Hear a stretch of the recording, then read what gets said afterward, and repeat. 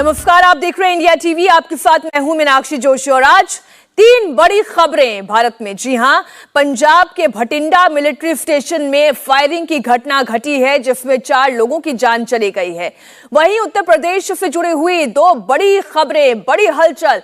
Mafia Atiq Ahmad का काफिला झांसी से निकल चुका है। अतीक अहमद प्रयागराज लाया जा रहा है। वहीं अतीक का भाई अशरफ भी अभी बरेली जेल से निकलकर अब प्रयागराज की तरफ ये काफिला मूव कर चुका है।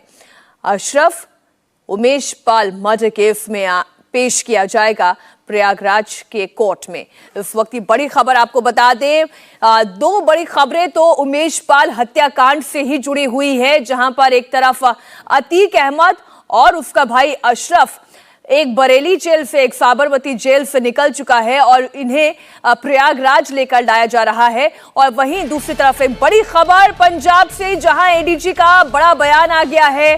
भटिंडा में हुई फायरिंग आतंकी घटना नहीं है। पंजाब के एडीजी का यह बड़ा बयान, भटिंडा में हुई फायरिंग की घटना आतंकी घटना नहीं है। भटिंडा आर्मी स्टेशन पर सुबह तड़के 4:35 पर फायरिंग की घटना घटी, लेकिन ये एक आतंकी घटना नहीं है। पंजाब एडीजी का बड़ा बयान आया है। हमारे साथ सहयोगी मनीष प्रसाद जुड़े हुए हैं। मनीष, पूरी जानकारी दें। मीनाक्षी, जो औपचारिक तौर पर पंजाब पुलिस की तरफ से जानकारी आई है, उन्होंने कहा है कि करीबन 28 राउंड और एक इंसास राइफल जो 80 मीडियम फील्ड रेजिमेंट है भटिंडा कैंप के अंदर, उसके जो आर्मरी है उससे वो लापता है, गायब है और उसकी मिसिंग की complaint as it is forward की गई।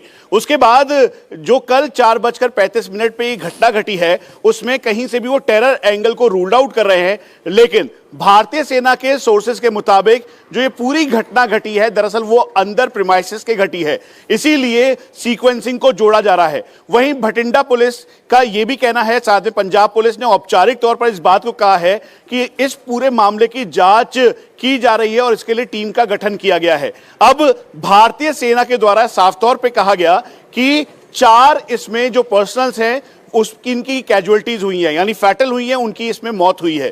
उसके साथ साथ ये 80 मीडियम फील्ड रेजिमेंट का जो अंदर का कैंपस यूनिट का एरिया है, जहां पर वेपन्स रखे जाते हैं, वो आर्मरी एरिया कहलाता है। उसी आर्मरी के पास ये घटना घटी है।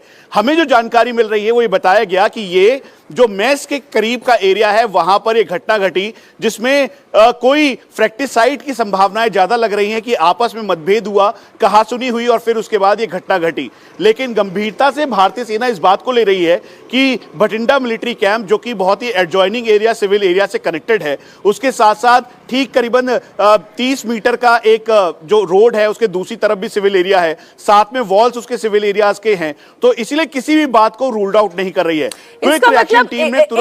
मनीष, क्या इसका मतलब यह है कि जो आर्मी के ही जवान हैं, उनकी आपस में किसी बात को लेकर कहासुनी हुई और उसमें यह घटना घटी, ये पॉसिबिलिटी है? मीनाक्षी, पहले तो बिल्कुल साफ तौर पे हम आपको बता दें कि इस समय पंजाब पुलिस के द्वारा कहा गया है कि इसमें कोई भी टेरर एंगल नहीं है। दूसरा, भारतीय सेना के द्वारा औपचारिक तौर पर कहा गया है कि इसमें 4 जो पर्सनल्स हैं उनकी इसमें कैजुअलिटीज हुई हैं, यानी जान गई है। तीसरा, कोई भी फोर्सफुल एंट्री नहीं है, यानी कोई बाहर से नहीं आया।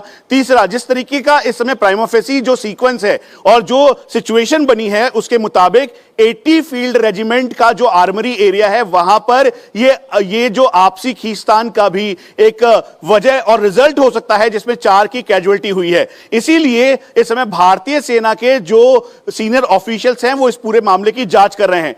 गंभीरता वेपन के गायब होने की, साथ में करीबन 28 से 30 राउंड जो इंसास की 5.56 बुलेट है उसको गायब होने की, उसके साथ साथ जो सिचुएशन घटी 4:35 जो अर्ली आर है, मेस में सभी लोग एक्टिवेट हो जाते हैं क्योंकि अर्ली ब्रेकफास्ट तैयार करना है, उसके साथ साथ जो यहां पर किस बात पे कहासुनी हुई, इसको सीक्वेंसिंग देखी जा रही है। तो यानी आपसी मतभेद की संभावनाएं भी इसमें जताई जा रही हैं और इसीलिए भारतीय सेना इस पूरे मामले की जांच पड़ताल कर रही है और जिसमें पंजाब पुलिस का भी सहयोग लिया जा रहा है।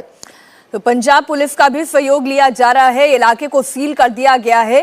फिलहाल जो आसपास की मूवमेंट है उसके बारे में भी आप जानकारी दें। क्या सिविलियन मूवमेंट एकदम बंद कर दी गई है? मीनाक्षी, ये भटिंडा मिलिट्री कैंप जो है, मैं खुद यहां पर 3 बार गया हूं और ये जो लोकेशन है ये एक बहुत बड़ा प्रीमाइसिस है। उसमें यहां पर कई सारी यूनिट्स हैं। यूनिट्स का नाम हम संवेदनशीलता की वजह से नहीं बता सकते, लेकिन जो करीबन 20 मीटर की एक चौड़ी सड़क है जो कि सामने का एरिया है और उसके साथ रिहायशी एरिया है। वहीं दोनों वॉल के, क्योंकि ये जो पूरा एरिया है भटिंडा का, यहां पर स्कूल्स हैं, कॉलेजेस थोड़ी दूरी पर हैं, उसके अलावा मंदिर है, सिविल एरिया है, रिहायशी एरिया है। इसीलिए जो ये पूरा एरिया है यहां पर कॉर्डन किया गया। कॉर्डन करने के साथ साथ इन सभी एरियाज में जो आवाजाही है वो सुचारू रूप से जारी है, लेकिन जो पूरा मिलिट्री कैंप का एरिया है उसको इंटैक्ट लॉक कर दिया गया है, सील कर दिया गया है। और जो यूनिट का एरिया है जहां पर ये घटना घटी है, जो आर्मरी और उसके अलावा जो ये मेस का एरिया है, वहां पर पूरा जो ब्लॉक है क्यूआरटी के करीबन 30 से 40 जो कमांडोज हैं अलग अलग 3 क्यूआरटी के, उनको यहां पर डिप्लॉय किया गया है ताकि कोई भी बाहर ना जा सके। जो क्राइम सीन है जहां पर एक घटना घटी है उसको पूरी तरीके से सिक्योर किया जा सके, ताकि इन्वेस्टिगेशन और जो सीसीटीवी और सर्विलांस कैमरा की मदद से सीक्वेंस के साथ साथ इसके पीछे की वजह कि आखिरकार ये घटना घटी क्यों, इसके पीछे की वजह क्या है, अगर मतभेद हुआ तो किस बात से मतभेद हुआ, क्या सिचुएशन बनी, इन सभी को इन्वेस्टिगेट किया जा रहा है। और एकदम हम आपको फिर से मनीष, लेकिन आप ये भी जानकारी दे रहे हैं कि एक इंसास राइफल और 28 कारतूस गायब हुए, तो क्या यह संभावना है कि इस इंसास राइफल और कारतूस से ही वहां पर फायरिंग की घटना घटी है?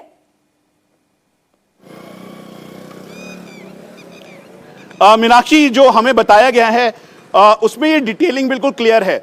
ये कहा गया कि जो वेपन्स हैं वो अंदर के ही वेपन्स थे, यानी जो इस समय हाल ही के दिनों में भारतीय सेना को 6 और दिया गया है और खासतौर पे जो आरटी यूनिट्स हैं उनके पास अभी भी इंसास मौजूद है। और इसीलिए उन्हीं जो मतलब यानी तोप की जो यूनिट है, यानी आर्टिलरी यूनिट जिसे कहते हैं, मीडियम फील्ड रेजिमेंट जो है, वहां पर वहां के वेपन्स जो वहीं से लिए गए और वहीं पर फायरिंग किया गया। इसीलिए जो क्राइम जो क्राइम स्पॉट है जहां पर ये घटना घटी है उसकी सीक्वेंसिंग को जोड़ते हुए बिल्कुल लग रहा है प्राइमा फेसी कि वहीं के वेपन से आपस में मतभेद होने की वजह से फ्रैक्टिसाइड की संभावनाएं बहुत ज्यादा बताई जा रही हैं और इसीलिए जो आतंकी घटना का जो एंगल है उसे रूल्ड आउट करते ही कहा जा रहा है। अब यह भी देखा जा रहा है कि सिविलियन मूवमेंट करीबन 4 बजे मॉर्निंग से शुरू हो जाता है, तो क्या कोई एंट्री थी जिसकी वजह से ये इंस्टिगेट हुआ ये पूरा मामला, यानी इसके बाद ये मामला बढ़ा, ये सब अभी चेक किया जा रहा है। लेकिन संभवतः ये बहुत बताया जा रहा है कि वहीं के वेपन का इस्तेमाल करते हुए ये 4 कैजुअल्टीज हुई हैं और अब इसको पूरा कॉर्डन करके वेपन्स को रिकवर करने के साथ साथ जो राउंड्स मिसिंग है उसके साथ साथ जो उस समय ड्यूटी पे लोग मौजूद थे उनसे भी पूछताछ की जा रही है, क्योंकि मॉर्निंग में 4 o'clock जो 4 बजे के बाद जो इस समय जो जवान हैं और जो साथ में जो इस समय सिक्योरिटी ऑफिसर्स और साथ में जो सीनियर ऑफिशियल्स हैं वो तुरंत वहां पर पहुंचे 4:35 से लेकर 4 बड़ी चिंता का विषय है मनीष, और ये करीबन मनीष ये बड़ी चिंता का विषय है कि इतना ज्यादा सिक्योर्ड इलाका जहां पर चप्पे चप्पे पर कैमरे की भी नजर है, जहां पर आर्मी के जवानों की भी तैनाती है, जहां पर सिविलियंस का आना जाना पूरा एक रजिस्टर मेंटेन किया जाता है और बाकायदा उनकी भी चेकिंग होती होगी, क्योंकि आप बता रहे हैं कि वहां पर बहुत सारा कंस्ट्रक्शन का काम भी जारी है। लेकिन ऐसे कोई बेस में तो एंट्री नहीं ले सकता बिना सघन तलाशी के। इसके बावजूद वहां से एक इंसास राइफल का चोरी हो जाना, 28 कारतूसों का चोरी हो जाना, ये एक बहुत बड़ी घटना है, संवेदनशील घटना है।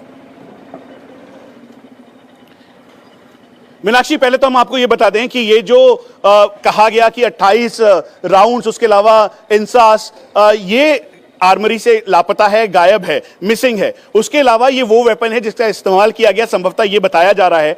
और क्योंकि भारतीय सेना के ऑफिसर इस समय खुद ऑन ग्राउंड हैं और साथ में जो इस समय आर्मी हेडक्वार्टर या फिर साउथ वेस्टर्न कमांड में जो जानकारी दी जा रही है वो पूरी प्रॉपर जानकारी है। और मीनाक्षी, अभी का हम आपको एक अपडेट बता दें कि इस समय ये इसकी पूरी जानकारी रक्षा मंत्री राजनाथ सिंह को दी गई है। इस पूरे घटना की जानकारी रक्षा मंत्री राजनाथ सिंह को दी गई है कि ये घटना भटिंडा मिलिट्री कैंप में कैसे घटी, सीक्वेंसिंग क्या हुई है, और ये इसकी पूरी जानकारी आर्मी हेडक्वार्टर के द्वारा रक्षा मंत्री को दी गई है। और हम आपको ये भी बता दें कि इस पूरी इन्वेस्टिगेशन में सबसे बड़ा मेन केंद्र बिंदु वेपन ही नहीं बल्कि उसकी मेन वजह है कि आखिरकार संभवतः क्या हुआ ऐसा जिसकी वजह से इस वेपन को लेकर, क्योंकि आर्मरी से वेपन निकालना नेक्स्ट टू इम्पॉसिबल है अनटिल अनलेस अगर फोर्सफुल एंट्री वहां पर आर्मरी के अंदर नहीं होती। यानी गेट को क्रैश कर वेपन लेकर वहीं फायर कर देना या फिर वेपन को सोचे समझे तरीके से, गोपनीय तरीके से मिसिंग करना, गायब करना और फिर उसके बाद अपने ही साथियों के ऊपर फायर करना, यह एक बड़ी बात है और संवेदनशीलता इस बात की भी है। इंडिया टीवी हर वक्त हर जगह डाउनलोड करने के लिए सर्च करें India TV news Google play store या ऐप स्टोर पर।